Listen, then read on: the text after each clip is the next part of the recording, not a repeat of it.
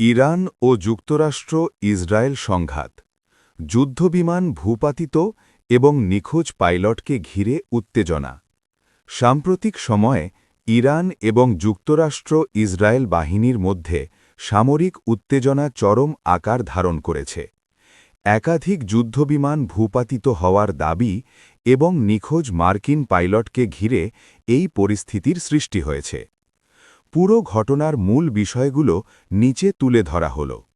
নতুন করে যুদ্ধবিমান ভূপাতিতের দাবি ইরানের সংবাদ সংস্থা তাসনিম নিউজের দাবি অনুযায়ী ইরানের বিমান প্রতিরক্ষা ইউনিটের হামলায় আরও একটি মার্কিন ইসরায়েলি যুদ্ধবিমান ভূপাতিত হয়েছে ধ্বংসাবশেষের ছবি থেকে ধারণা করা হচ্ছে এটি একটি F-16 যুদ্ধবিমান হতে পারে মার্কিন উদ্ধার অভিযানে হামলা এর আগে ইরানে বিধ্বস্ত হওয়া একটি মার্কিন F-15E যুদ্ধবিমানের পাইলটকে উদ্ধার করতে গিয়ে মার্কিন বাহিনী নতুন করে হামলার মুখে পড়ে এই উদ্ধার অভিযানে থাকা একটি মার্কিন A-10 ওয়ার্থহগ যুদ্ধবিমান সাগরে বিধ্বস্ত হয় পাইলটকে উদ্ধার করা হয়েছে এবং একটি হেলিকপ্টারও গুলিবিদ্ধ হয়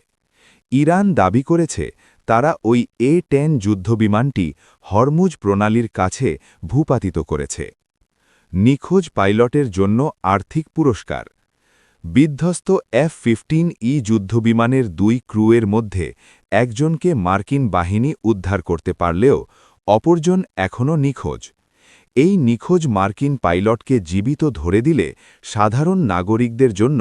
প্রায় $৬৬,১০০ বা ১০ বিলিয়ন টুমান পুরস্কার ঘোষণা করেছে ইরান